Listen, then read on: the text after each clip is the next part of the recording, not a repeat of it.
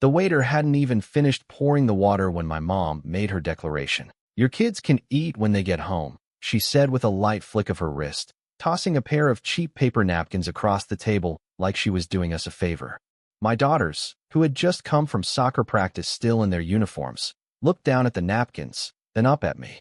Across the table, my sister's girls were already unwrapping neat little to-go boxes with gold foil lettering. $65 pasta dishes from some boutique Italian spot, and slices of tiramisu stacked like little edible towers. Her husband laughed a little too loud. "Should have fed them first," he said, not even glancing at me. I felt something cold coil in my chest, but I smiled politely, leaned down to my girls, and whispered, "Copy that." When the waiter returned with his notepad out, I stood up. But I should back up. You need to understand how we got here. How we ended up at that dinner table where two little girls were being taught a very clear lesson. That in this family, there's an A-list, and everyone else is supposed to clap quietly from the side. My name's Connor. I'm 36, and I've been walking on eggshells around my family since I was old enough to understand that not all kids get the same kind of love. I've got two daughters, Emma, 10, and Riley, 8, who are the best parts of me, and a wife who should have run for the hills considering the family she married into. But she stuck around, mostly for me, sometimes for the entertainment. Because my family isn't just dramatic. They're a slow-motion train wreck where the engine swears it's never derailed while the caboose is in flames. Let me tell you about my sister, Melissa. She's 38, 2 years older, and she's been the princess since birth. If Melissa spilled juice as a kid, it was, "Connor, what did you do to distract your sister?" If she forgot her homework, it was, "Connor, why didn't you remind her?" And God forbid I ever asked for anything she already wanted. She didn't just get the bigger slice of cake. She got the cake stand too. She married well, of course. Daniel, her husband, is one of those guys who looks like he owns a yacht even if he doesn't. They live in a 4-bedroom house in the suburbs with a dog that gets Christmas presents from my parents, while I'm still waiting for my girls to get a single birthday card. Not that I expect it anymore. Hope left the building years ago. Now my mom, Elaine, is the kind of woman who could win an Olympic medal in selective generosity. She throws lavish brunches for Melissa's kids, sends them to day camps with little just because packages, and brags to her church group about how well Melissa's raising those girls. But when it comes to mine, you should learn to budget better, Connor. As if budgeting would magically create grandparents who remember birthdays. But let's talk about the dinner. That night wasn't just a fluke. It was the culmination of years of small humiliations, tight-lipped smiles, and moments where I let things slide for the sake of keeping the peace. I used to think that being the bigger person meant staying quiet, letting things go. But the thing about swallowing your pride is that eventually, it starts to taste like poison. My mom had invited us all out to dinner under the pretense of a family catch-up. She picked the restaurant, some trendy fusion place where the waiters wear aprons with leather straps and the water comes in tiny glass bottles like they were hand-blessed in the Alps. She said it was her treat. That was the only reason we said yes. My wife, Paige, was skeptical. "You really think this is a good idea?" she asked as we were getting ready. "I think it's a chance," I said. "Maybe she's trying." She gave me a look. "Trying what?" "To keep up the streak of making your daughters feel invisible." I didn't have a good answer. I just wanted one evening.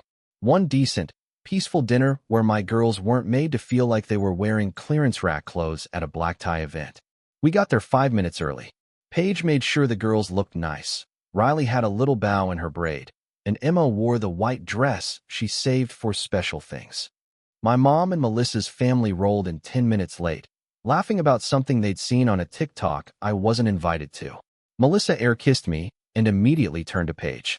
"Love your top," she said with a smile that was 2 parts Botox and 1 part judgment. Didn't know they brought that brand back. We sat. Daniel ordered wine before the waiter even introduced himself. Melissa started going on about their summer plans, some exclusive camp in Vermont, then a week in Italy. I nodded along, spooning water into Riley's glass from the tiny bottle like I was performing a ritual. And then came the food talk. My mom leaned in toward the waiter, eyes flicking toward Melissa's girls. "Oh, we've pre-ordered for them," she said with a proud little grin. "The chef knows." I glanced at my girls. They were flipping through the kids' menu, circling things with their fingers. "Mom," I said, carefully, "you didn't order for Emma and Riley?" She blinked, genuinely confused. Well, I assumed you'd bring snacks or something. They're kids. They don't need a $30 meal. That's silly. I looked at Paige. Her jaw clenched so tight I could see the muscle twitch. They just came from practice, I said. They're hungry. Oh, I'm sure they'll survive, my mom said, laughing lightly as she flicked her cloth napkin onto her lap. Besides, they can eat when they get home. And that's when she tossed the napkins. The paper kind. Two thin, crumpled napkins that she pulled from her purse. Like she was tossing table scraps to dogs. My stomach dropped. I felt Riley's hand wrap around mine, tiny and confused. Then Daniel laughed. Should have fed them first. He actually chuckled, like it was some cosmic joke that I hadn't properly prepped my kids for a dinner they were invited to. I leaned toward the girls, squeezed their hands, and whispered just loud enough for Paige to hear too. Copy that. And then the waiter came back, notepad in hand, smiling politely, ready to take orders. I stood up. The waiter looked up at me, surprised. I don't blame him. It's not every day a guy stands up right when everyone else is about to pretend nothing weird just happened. Everything all right, sir? He asked. I nodded politely. Would you mind giving us a moment? He gave a quick nod, stepped back with a waiter's well-trained discretion, and disappeared toward the kitchen. I stayed standing, trying to decide if I was going to say something right then, in front of everyone, or if I was just going to take my girls and walk out. I looked at Emma, who was still holding her menu like she wasn't sure if she was supposed to put it down or keep pretending she was part of this meal. Riley was whispering something to Paige, who was holding it together, barely. Her eyes had gone steely, like they do when she's one wrong word away from a full scorched earth speech. But she kept it in. For me. For the girls. Connor, sit down, my mom said with a small sigh, like I was embarrassing her in front of royalty. Melissa had already gone back to scrolling through her phone, clearly bored with the drama. Her girls were taking turns feeding each other bits of truffle mac and cheese out of a designer box like it was a game. It wasn't lost on me that those meals had been pre-ordered and boxed. Not just prepaid. Boxed. Like my mom knew the girls wouldn't be sharing a table with us. Like she planned it that way. I slowly sat down. But not because she told me to. I wasn't backing down. I just needed a better angle. The moment passed. The waiter came back. Everyone placed their orders. Melissa's family had apparently previewed the menu earlier and ordered like regulars. Paige and I let the girls order the only two things on the menu under $20, a margarita flatbread and a side of fries. We didn't want to make a scene, not yet. I needed to gather my thoughts, to understand if I was seeing this clearly or just letting old feelings twist a new wound. Turns out, I wasn't overreacting. If anything, I was late. The meal went downhill faster than I expected. My mom spent the entire appetizer round asking Melissa's daughters about their accomplishments. One had just done a piano recital. My mom pulled out her phone to show everyone a video. It played loudly, echoing across the restaurant while Melissa beamed. My daughters leaned in, curious. My mom didn't show them. Just turned the phone back to herself when the song ended and said, "She's gifted, you know? Not every child has that." I opened my mouth to say something, but Paige gently tapped my hand. "Later," she whispered. Then the discussion turned to school awards. Melissa's youngest apparently won a school-wide reading competition. Great. That's wonderful. But Emma? Emma was just named Student of the Month at her school for kindness, and I knew. My mom had seen the picture I sent. The one where Emma's holding a little certificate, smiling ear to ear. I brought it up. Quietly. Casually. "That reminds me," I said. "Emma just got Student of the Month. Her school does these monthly shout-outs. It was for kindness." My mom didn't even blink. "That's nice," she said, taking a sip of her wine. Then she turned to Melissa's husband. "Did you see the TikTok I sent you of the dog that barks the alphabet?" Paige squeezed my hand under the table. It was that, or break her wine glass. I looked at Emma. Her face fell just slightly. Not all at once. Just that slow drop of someone realizing they aren't interesting enough to be celebrated. I knew that look. I'd worn it myself for most of my childhood. The entrees came. The food was good, sure, but by then I had lost my appetite. The waiter set the girls' plates down, flatbread and fries, and I saw the way he glanced at the boxed meals in front of Melissa's daughters. I could tell he was putting it together too. One of those subtle moments where someone outside the family notices, just for a second, that something feels off. Halfway through the meal, my mom leaned toward Melissa. "Should we tell them?" she asked with a sly smile. I set down my fork. Tell us what? Melissa beamed. We're taking the girls to Disneyland this fall. Surprise trip. Just the four of us. My stomach flipped. Paige straightened in her seat. You're taking your girls? Paige asked slowly. Melissa shrugged like it was no big deal. Yeah, Mom and I planned it last week. Flights are already booked. I looked at my mom. She was already nodding. I figured it would be too expensive for you guys, she said, not unkindly, just matter of fact. And with your work schedule and everything else. I stared at her. You planned a family vacation and didn't even tell us. It's not a family vacation, she said with a small laugh. It's a treat for the girls. Our girls are your granddaughters too, Paige said, her voice suddenly ice. They love Disneyland. I'm sure they'll get to go someday, my mom said, waving her hand like it was a minor inconvenience. It's not a big deal. Emma looked down at her lap. Riley blinked rapidly like she was trying not to cry. I felt something twist inside me. Shame, rage, regret for ever thinking tonight could be different. Melissa leaned in, clearly enjoying this part. I'm sure we'll take lots of pictures. We'll send them to you. And that's when I snapped. I stood up again. Paige didn't stop me this time. I need a minute, I said. I walked outside, hands shaking. It was a warm night, but I was freezing. Not from the weather, just that hollow cold that settles into your chest when you realize something for the last time. Because that's what was happening. I wasn't shocked by the favoritism. I wasn't even surprised by the cruelty. What hit me hardest was the fact that I had seen it coming and still walked into it, still let my girls believe they were going to be part of something they were never invited to. And the worst part? It wasn't even new. It was a rerun of my entire life. I remembered birthdays growing up where Melissa would get the full parade, balloons, banners, cakes from specialty bakeries, and I'd get a card signed Love, Mom, with a $10 bill and no cake. I remembered parent-teacher nights where my mom gushed over Melissa's C in math while ignoring my science trophies. I remembered being told boys don't need that much attention and don't be jealous, be helpful. I thought it would be different with my girls. I thought becoming a father would finally give me some leverage, some way to rewrite the script.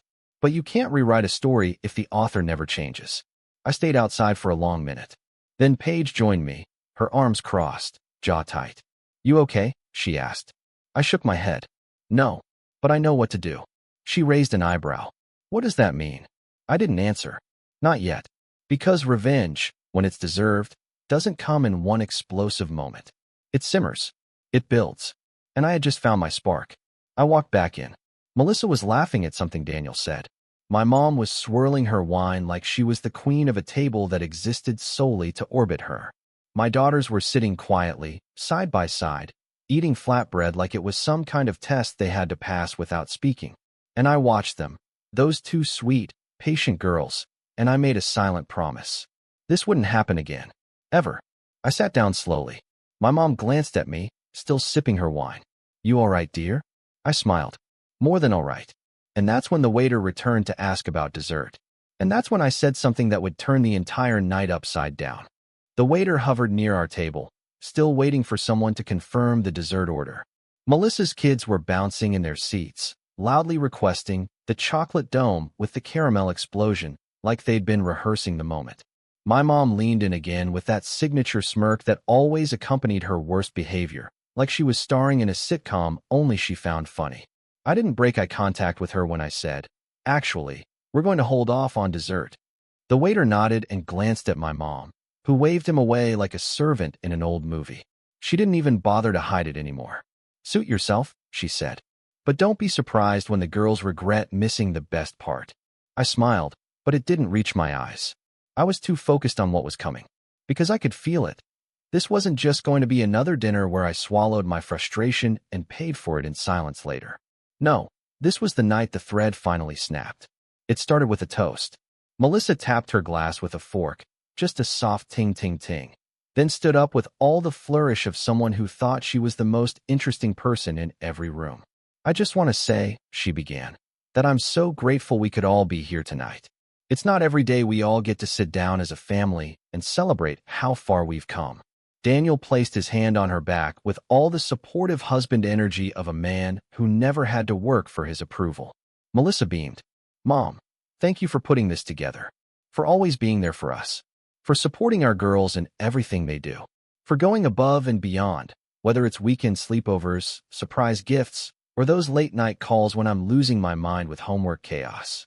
My mom wiped a fake tear with a cloth napkin. Of course, sweetheart. That's what family's for. There it was. The moment.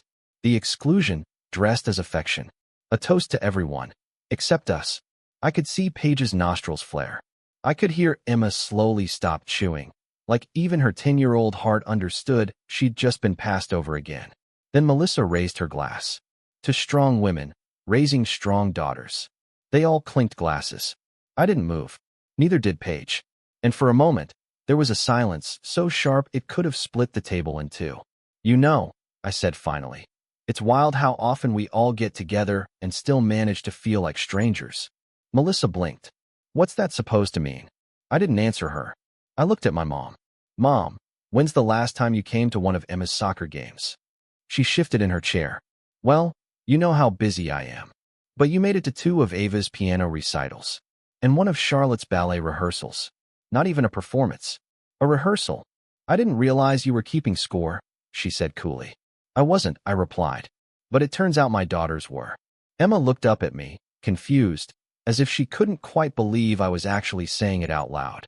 Paige reached for her hand under the table. Melissa rolled her eyes. Here we go. No, I said, locking eyes with her.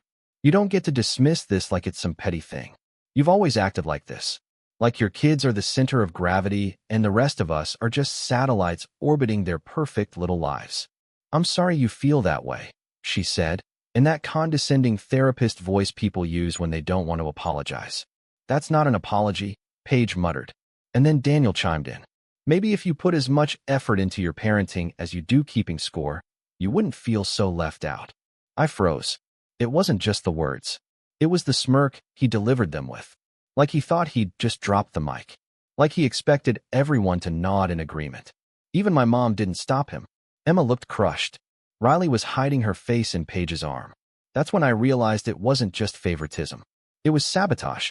Because this wasn't about treating my girls differently out of negligence. It was intentional, cruel, targeted.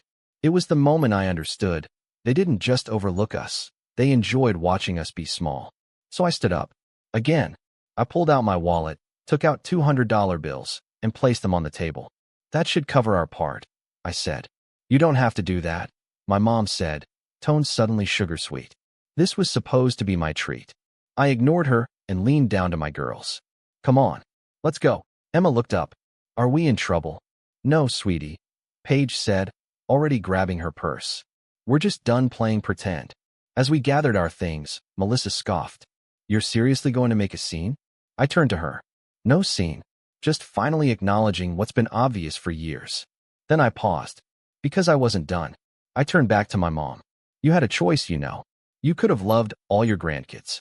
You could have shown up, supported them, made them feel like they belonged. Instead, you chose a favorite. And the worst part is, you taught them that love is conditional. Her eyes narrowed. You're being dramatic. I'm being honest, I said. And for once, I'm okay with you not liking what you hear. We walked out before anyone could reply. The restaurant door shut behind us with a soft click, but the sound echoed in my chest like a cannon. Outside, the girls were quiet. Paige stood beside me, waiting. Where are we going? Emma asked. I knelt down and looked her in the eyes. Anywhere you want. They chose ice cream. Of course they did. Because they're still kids. Still sweet. Still hopeful, even after being let down again and again. We sat on a bench outside the ice cream shop, their cones melting faster than they could eat them. Paige rested her head on my shoulder. You did the right thing, she said softly. I didn't respond. Because even though I'd finally stood up for them, I still felt like I'd lost something. That illusion, that maybe, somehow, my family would change. That maybe they'd finally see us. And yet, there was a calm in my chest now. A strange, unfamiliar peace. Because when someone shows you who they are, really shows you, you can finally stop pretending. And that clarity? That was the beginning of something new. But I didn't know yet just how much worse things were going to get. Because 3 days later, I got a phone call that changed everything. 3 days. That's how long the silence lasted. Just long enough for me to convince myself that maybe, just maybe, my exit had sunk in. That maybe my mom would call. Maybe Melissa would feel a sliver of guilt. Maybe someone, anyone, would try to fix what they'd broken. But no, 3 days of nothing. No texts. No calls. No emails. No, are the girls okay? No, can we talk? And then the phone rang. I was at work, in the middle of checking invoices, when I saw the caller ID. Aunt Debbie. Not my mom. Not Melissa. Aunt Debbie. I hadn't talked to her in months. Maybe a year. But the moment I picked up, I could tell she already knew something had gone down. Connor, she said, voice tight. Did you really walk out of your mother's dinner and cause a scene? I took a slow breath. Hi, Aunt Debbie. Nice to hear from you too. She didn't laugh. Elaine is beside herself. Melissa said you stormed out, made a dramatic speech about being mistreated, and left them with a huge bill. I rubbed my forehead, already feeling the exhaustion settle in. I paid our share. Left $200. Paige and I took the girls out for ice cream. That's not what your mother said. Of course it's not. Connor, she said, in that voice only older relatives have, part scolding, part pleading. I know things aren't always fair, but do you really think this is the way to handle it? And there it was, the phrase that makes every adult child of emotional neglect want to scream. Things aren't always fair. As if fairness were the goal. As if we were fighting over the last cookie and not decades of favoritism, gaslighting, and emotional manipulation. I'm not asking for things to be fair, I said slowly. I'm asking for them to stop treating my kids like second-class citizens. There was a pause. I understand, she said, quieter now. But your mom she's proud. And she feels hurt.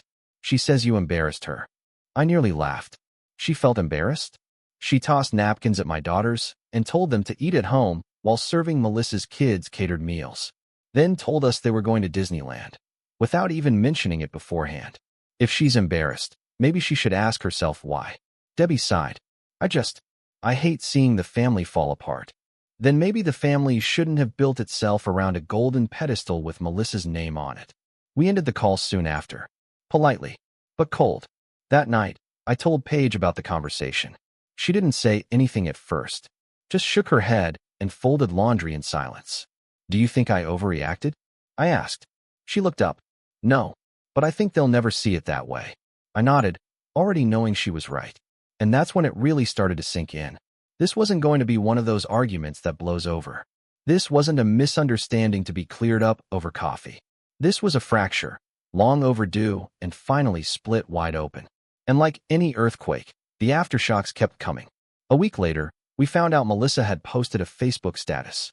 Family doesn't always mean blood. Some people just like playing the victim. Upside down face. Underneath were a dozen likes from her friends, vague comments like, ugh, I know this feeling too well, and a sea of passive-aggressive validation. My mom commented a heart emoji. Emma saw it. She was sitting next to me on the couch, flipping through my phone because she was showing me a meme from her school's parent group when the notification popped up. She read it, blinked, and asked, is that about us? I froze. What do you think? She was quiet for a long moment. Then she handed the phone back and said, I don't want to go to Grandma's anymore. I nodded. You don't have to. Later that night, Paige and I sat on the porch after the girls went to bed. It was early fall, just starting to get cold, and we had blankets over our laps like we were an old couple waiting out a storm. I don't want them growing up like I did, I told her, walking on eggshells, wondering what version of love they'd get that day. She reached over and squeezed my hand. Then don't let them. That's when I started to plan. Not revenge. Not yet. I wasn't ready for that. But distance. Real distance. No more holidays by default. No more driving an hour just to sit at a table where my daughters were ignored while Melissa's kids opened surprise gift bags. No more passive-aggressive texts. No more guilt trips wrapped in polite language. I started small. First, I pulled out of the group chat.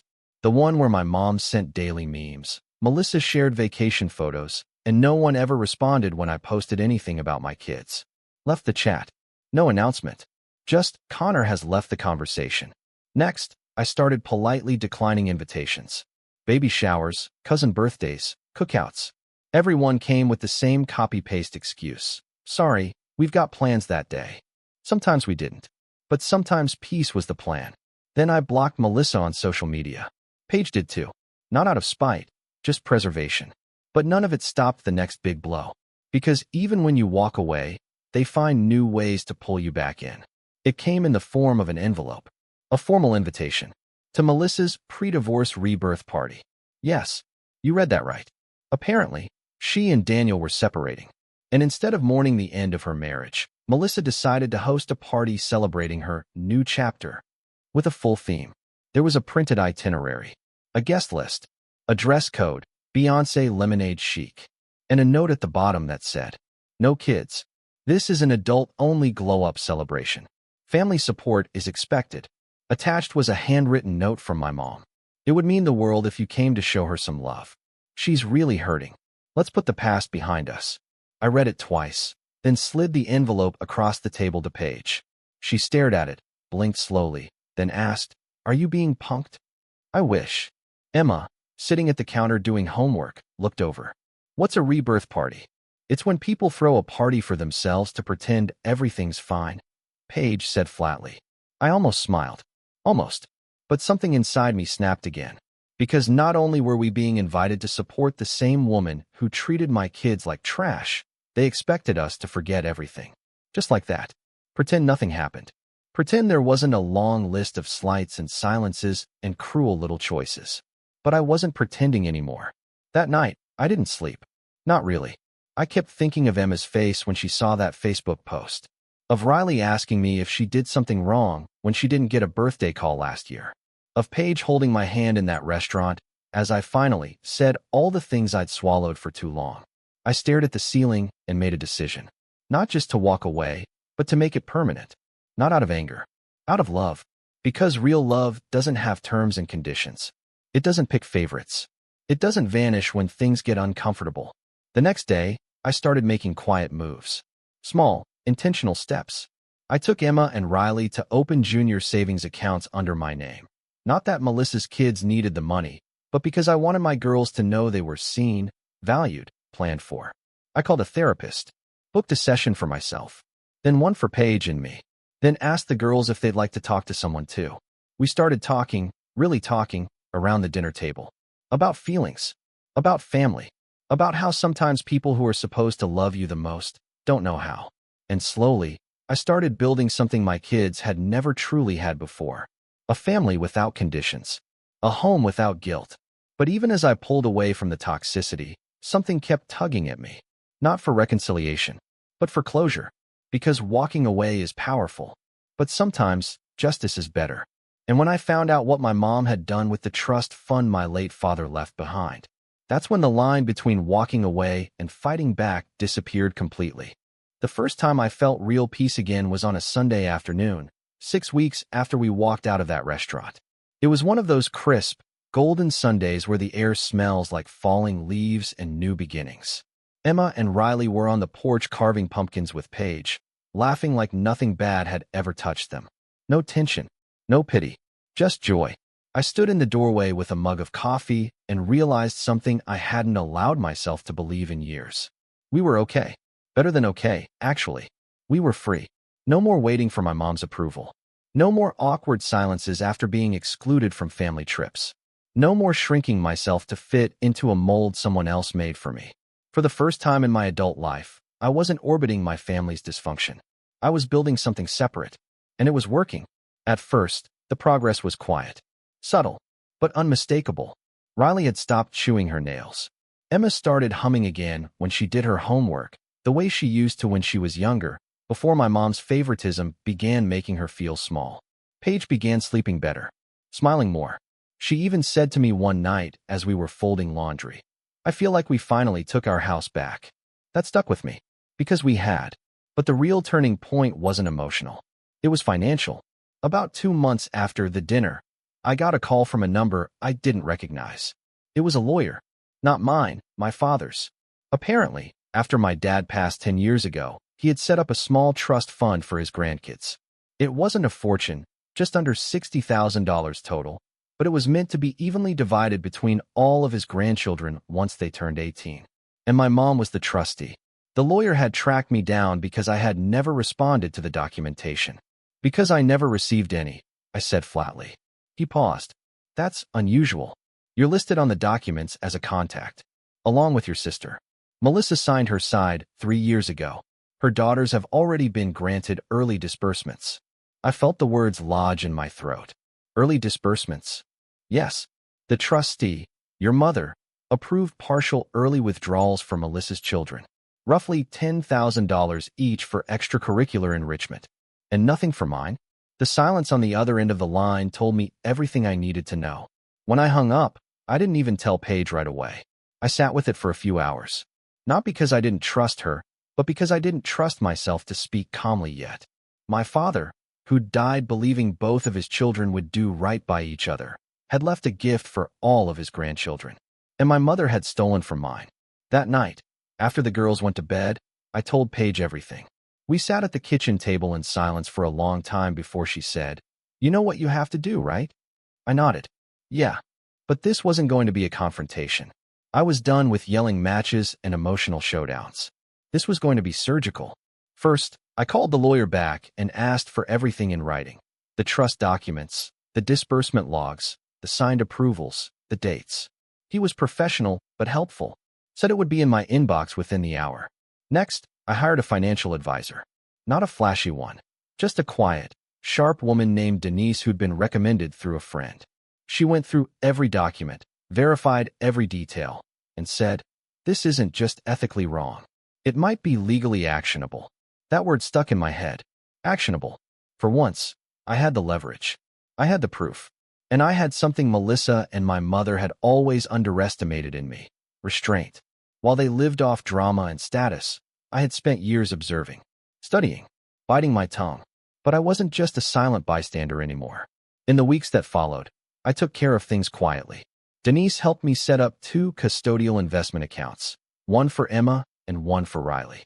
I matched the disbursements Melissa's daughters had received out of my own savings. Not because I had to, but because I wanted my girls to know they weren't forgotten, that someone had their back, even when others didn't. Then I started documenting everything. Every slight, every exclusion, every passive-aggressive message, every financial decision my mom had made as trustee. I wasn't sure yet what I was going to do with it, but I knew I was going to be ready when the time came. And something strange happened during all this. I started winning. Not just emotionally, professionally too. Maybe it was the clarity. Maybe it was the fact that I wasn't carrying the weight of old wounds anymore. But my performance at work skyrocketed. I landed a new client that doubled my quarterly commission. I was offered a leadership training spot I'd been passed over for last year. For the first time, I felt like I was moving through life on purpose. And then, about 3 months into our break from the family, I got a text. MOM, hey, Thanksgiving dinner at Melissa's this year. Hope you can make it. Girls too. No apology. No acknowledgement. No olive branch. Just an expectation. Like we'd all reset. I didn't respond. She texted again the next day. MOM, we're doing a gratitude circle. Melissa's making that spinach dish you like. Don't be dramatic. Family's all we have. I showed the texts to Paige. She shook her head. She still thinks she's the victim. I know, I said, but I'm not giving her what she wants. What does she want? To pretend nothing happened. To act like this is just another year where we play along. I'm not playing. And we didn't. Thanksgiving came and went. We cooked dinner at home. Played board games. Emma made a centerpiece out of construction paper and glue.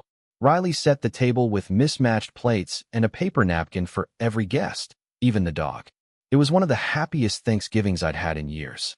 We didn't hear from my mom again until Christmas. This time, she sent Paige an email. Not me. In it, she wrote, I know Connor is still upset, but I miss the girls. It's been months. Maybe we can arrange something just for them?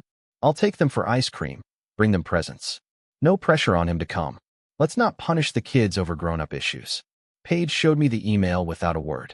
Her face was unreadable. Do you want to respond? I asked. She blinked. I don't think I should, because if I do, I might say something I regret. So I responded. Just one sentence. They're not available to be taught that affection is conditional. She didn't reply, but Melissa did. 2 days later, she tagged Paige on Instagram. A story post. A photo of her daughter's opening presents under a perfect tree, captioned, When you teach your kids the true meaning of family. Some of us get it. Some never will. I didn't comment. I didn't react. Because I was already planning something bigger. See, the thing about people like my mom and Melissa is they live for the performance. They need the audience, the praise, the illusion. So I decided to take away their stage. Not with a public takedown. Not with screaming or gossip. but with something far more powerful. Truth. That January, I submitted a formal petition to the court requesting a change in trustee management for my father's trust, citing breach of fiduciary duty, unequal disbursement, and lack of communication. It wasn't flashy. It wasn't dramatic. But it was loud in all the ways that mattered. I didn't tell them I was doing it. I let the paperwork speak for me. Because by then, I wasn't looking for justice just for my daughters. I was building proof. That love isn't shown in grand gestures. It's in consistency. Accountability.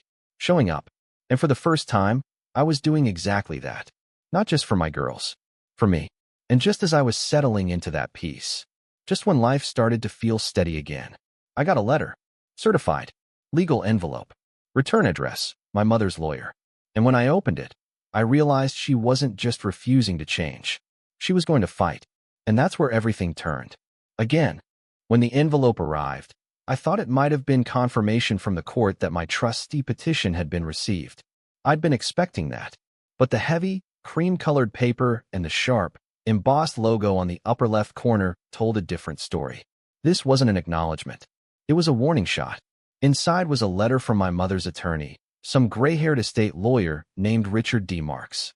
Very official, very polite, and very clear.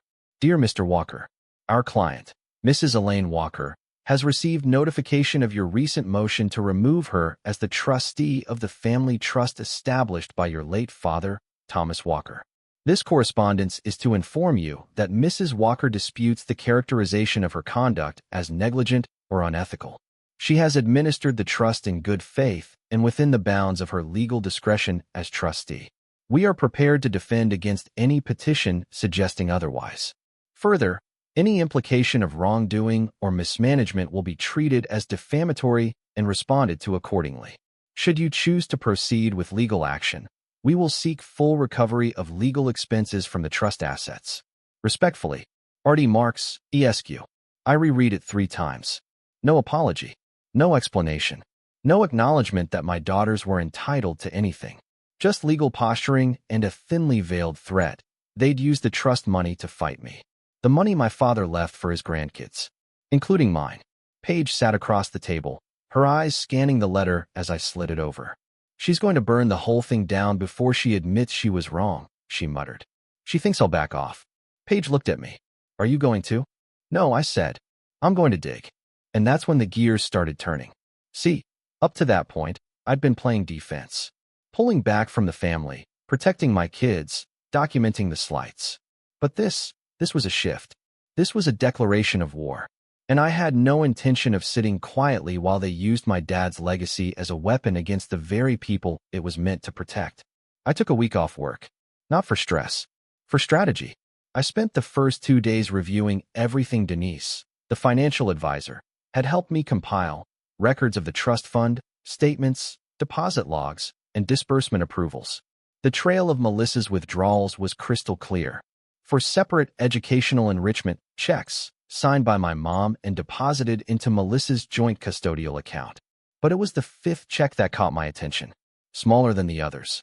Only $1,500. Listed as travel reimbursement for beneficiary liaison. I highlighted it. What does that mean? I asked Denise.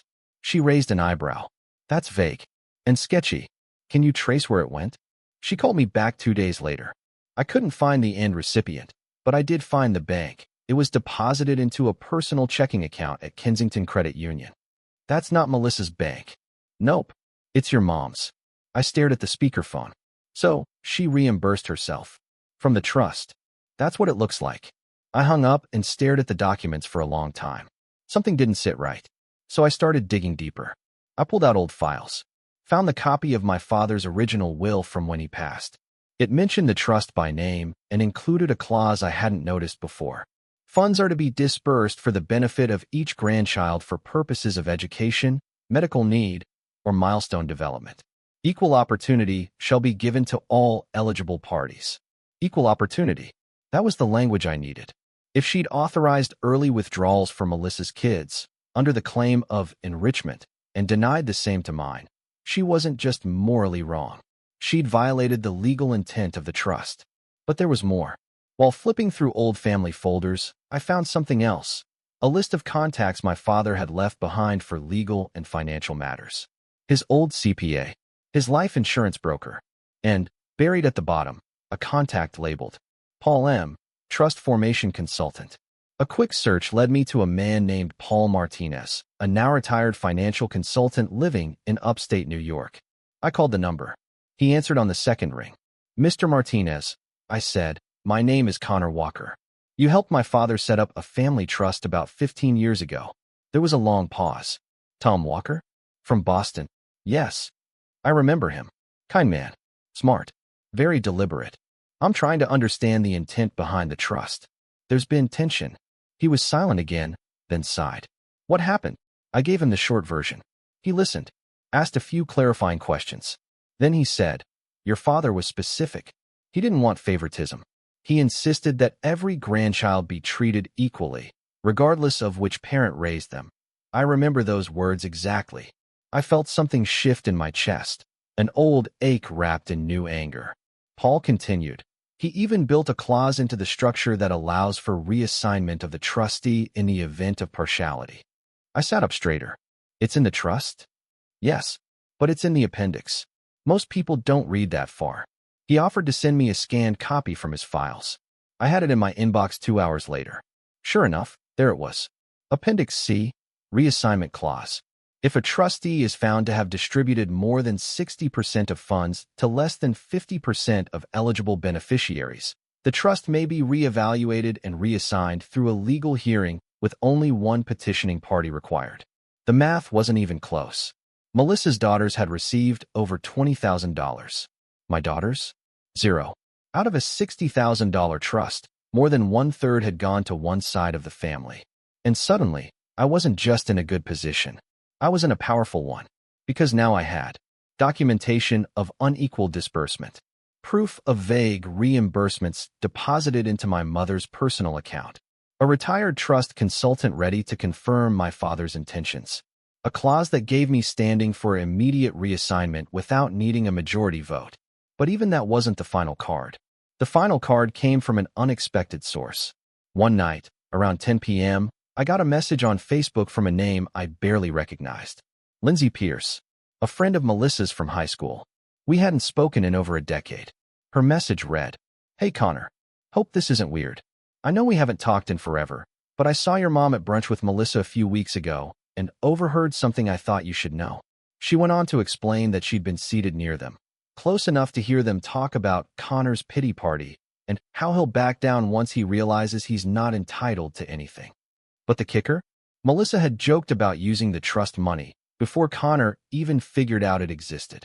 She said, "I told Mom to funnel the rest through Riley's old dentist if she needed a clean withdrawal. He owes us one." I reread that line 5 times. Riley's dentist. The one she'd stopped seeing 2 years ago after we switched insurance. I went back through the disbursement logs, and there it was. A $2,400 withdrawal, labeled dental procedure for RW. I never authorized it, never signed a release. It wasn't my Riley, but it sure looked good on paper. I added it to the evidence folder. Now I had a trail of false expenses, witness testimony, a clause for reassignment, and a paper trail that reeked of misuse and fraud. I wasn't just on solid ground. I was holding the match and the gasoline, but I didn't light it yet. Not until I could ensure it would burn exactly the way I wanted it to. Not just to reclaim what was ours, but to expose what they'd tried to hide. Because revenge wasn't just going to be about money anymore. It was about truth. The morning of the court hearing was calm, almost unsettlingly so. It had rained the night before, and the sidewalks were still wet, leaves plastered against the pavement like little mosaics of orange and rust. The courthouse wasn't big, just a low, brick building tucked between a library and a park. But stepping through those glass doors felt heavier than it should have. This wasn't just a legal appointment. This was accountability. And it was long overdue. Paige squeezed my hand before I stepped inside. "You good?" she asked. I nodded. "Yeah, I'm good." What I didn't say was that I hadn't slept the night before. Not because I was nervous about losing, but because I'd waited so long for this moment I didn't quite know what to feel now that it was finally here. The hearing wasn't some dramatic, televised trial. It was a small probate courtroom with creaky chairs and fluorescent lighting that made everyone look a little more tired than they probably were. But I wasn't here for the aesthetics. I was here to deliver the truth. Quietly. Precisely. My mother sat across the room from me, dressed in a stiff gray blazer, lips pursed so tightly they looked like they'd been stitched together. Melissa wasn't with her. Apparently, she'd chosen to support from a distance. I imagined her sipping a green smoothie somewhere, convinced this was all just a formality, that I'd lose, that they'd win. And for once, I hoped she stayed confident. I wanted this to surprise them. The judge, a woman in her 60s with silver hair and sharp eyes, called us to order. We're here to review petition number 221, GJ regarding the administration of the Walker Family Trust. Petitioner, please proceed. I stood, every document I needed in a neatly organized folder. Your Honor, thank you. I'm here to request the removal and reassignment of the trustee, Elaine Walker, on grounds of partial disbursement, financial mismanagement, and breach of fiduciary duty as defined in the original trust document and its Appendix C. Elaine shifted in her seat. I passed a printed packet to the clerk, who handed one to the judge. Within this file, you'll find the following. A full disbursement record from the past 5 years, showing over 60% of trust funds allocated to the children of one beneficiary, my sister, while my own daughters have received nothing. A scanned copy of the trust's appendix clause outlining grounds for reassignment based on unequal distribution. 2 early withdrawals labeled for educational enrichment deposited into a joint custodial account managed solely by Melissa Walker. A travel reimbursement deposited directly into the trustee's personal account, Elaine Walker, without itemized records. A dental procedure billed under my daughter's initials, RW, which I did not authorize. I've included a notarized affidavit from our current dentist confirming that no procedures were performed during that period. The judge's eyebrows lifted at that one, but I wasn't finished. I've also included a written statement from Paul Martinez, the financial consultant who helped draft the original trust, confirming that my father's intent was to provide equal opportunity to all grandchildren, not discretionary favoritism. I sat back down. Elaine didn't stand right away. Her lawyer, Richard Marks, rose first. We dispute the characterization of my client's actions as malicious or negligent. The trustee operated within her discretion and believed she was acting in the best interest of the trust. The judge held up a hand. Mr. Marks, the math is not in your favor. He tried again. There were unique circumstances. One of the beneficiaries expressed more immediate financial need for educational purposes. She requested it. I interrupted, keeping my tone level. My mother approved it, and never once offered the same to my daughters. Elaine stood then, face tight. I didn't think you'd want the money, Connor. You've always acted like you're too proud for help. And yet, you gave thousands to Melissa's children without asking. Melissa's children had needs. So do mine. The judge tapped her pen against the desk. Ms. Walker, your role as trustee is not to determine who deserves more. It's to uphold the trust's stated purpose, which is clearly to benefit all grandchildren equally. Elaine's mouth opened, then closed. For the first time, she looked shaken. The judge flipped through the pages for a moment, then looked up. I am granting the petition. Effective immediately, Elaine Walker is removed as trustee. The court will appoint a neutral fiduciary to oversee remaining disbursements. Furthermore, I am ordering a forensic audit of all transactions related to the trust over the past 5 years to determine if additional legal action is warranted. It was quiet enough to hear the air vent humming. I didn't smile. I didn't gloat. But inside, I felt light. Afterward, I walked out into the cold air and took a long breath. Paige was waiting at the curb. When she saw my face, she already knew. I got in the car, said nothing, just held her hand as we drove. A week later, the fallout started. Melissa texted me first. Melissa, did you really have Mom removed from the trust? This is going to ruin her. You are disgusting. Then she posted a screenshot of a Bible verse to her Instagram story. Something about forgiveness. Then something about betrayal. Then a story of her kids playing in a new backyard inflatable pool with the caption, "We rise anyway." I didn't respond, because I didn't need to. The court-appointed trustee reached out 2 days later to confirm that pending disbursements would be frozen until the audit concluded.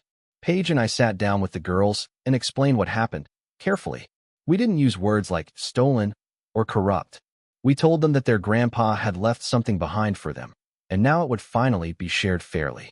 Emma asked, "Did Grandma know that before?" I nodded. She thought for a second, then said, "Then I don't want her presents anymore." Riley added, "Me neither. But can we still do ice cream?" We laughed, said yes. And just like that, that chapter closed. But something else opened. Something better.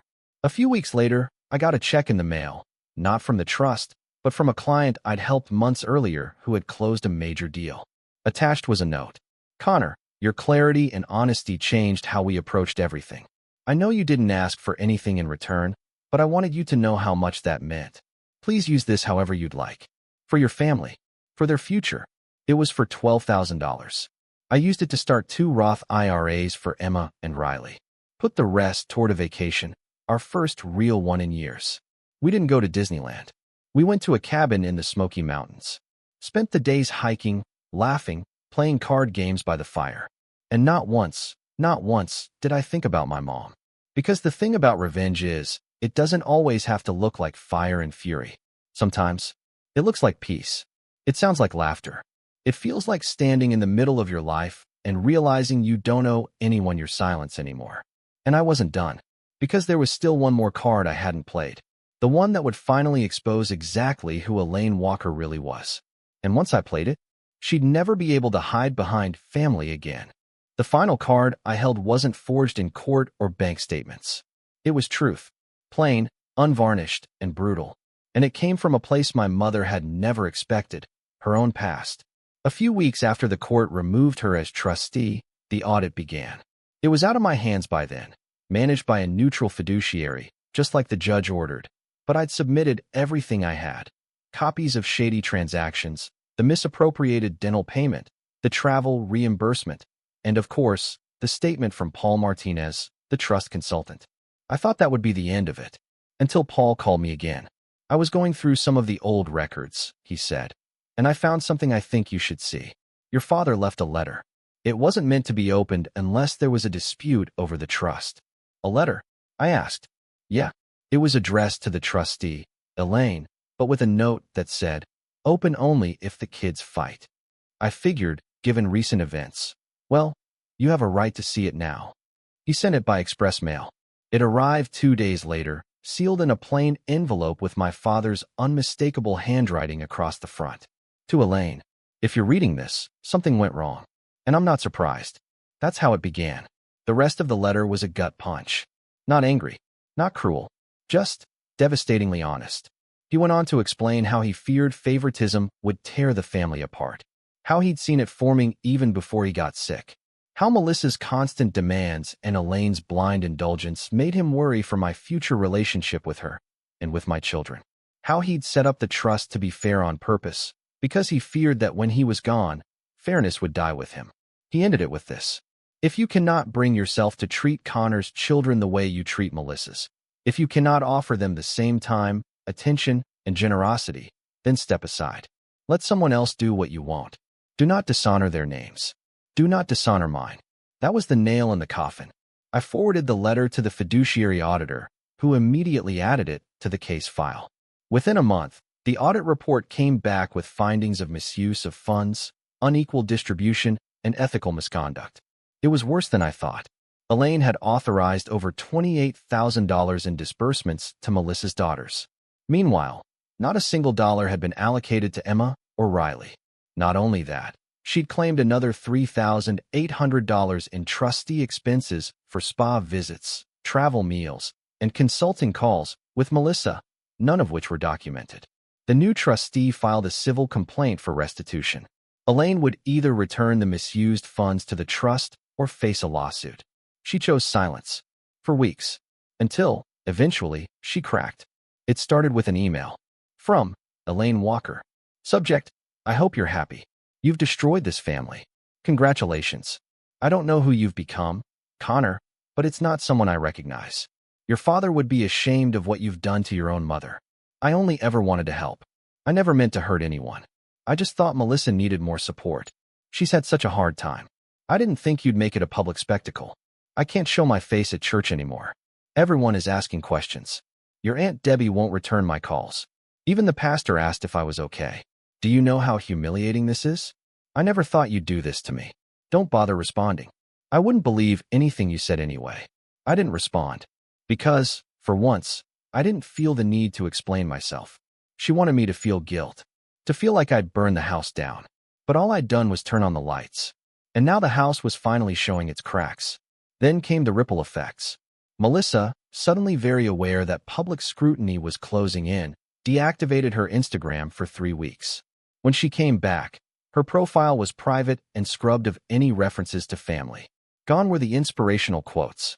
Gone were the soft focus photos of her daughters playing piano with captions like legacy and light. I heard through a mutual cousin that she tried to open a new savings account for one of her girls and was flagged by the bank for custodial complications. Apparently, once the new trustee was in charge, all the enrichment accounts Melissa had used were shut down and the money was recalled. She had to pay back nearly $11,000. Melissa sent Paige a text that simply said, "Was it worth it? You've turned Connor into someone I don't even recognize." Paige didn't respond either. Not because she didn't want to, but because we were on a plane, headed to Colorado for a week-long winter trip. The girls' first time seeing snow. We'd saved up for it after the audit closed, and the trust officially allocated new equal distributions. Each child, Emma, Riley, Ava, and Charlotte, received the same amount. But Melissa had to apply for hers now. Through formal process. No more under-the-table reimbursements. No more quiet favoritism. We used our funds the way we knew my dad would have wanted. To make memories. To build something lasting. And on the final night of the trip, with snow falling outside the cabin window, Riley asked, "Do you think Grandpa would have liked this?" I smiled. He would have loved it. Emma curled up beside me. "I think he'd be proud of you." Paige kissed my shoulder. "I know he would." Months passed. We never returned to normal. There were no forced reunions. No performative apologies. Just a new silence from my mom's side of the family. A silence we learned to live with. Then appreciate. The girls stopped asking about birthdays and holidays with Grandma. We stopped checking if Melissa had posted anything passive-aggressive online. And I stopped wondering if I'd done the right thing. Because I knew. Not just from the court ruling.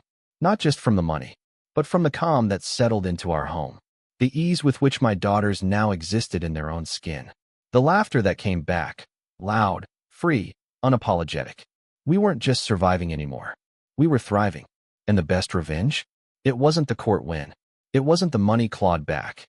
It was watching my daughters grow up knowing, without question, that they were loved unconditionally. That they didn't need to earn their worth. That no one could decide they were less important, less valuable, less deserving, and get away with it. That's what we built. And we built it out of the ashes they left behind. So if you're wondering whether speaking up is worth the fallout, whether choosing truth over comfort is too messy, whether walking away from toxic family will leave you with nothing, let me tell you this. I walked away with everything that matters. And I'd do it again.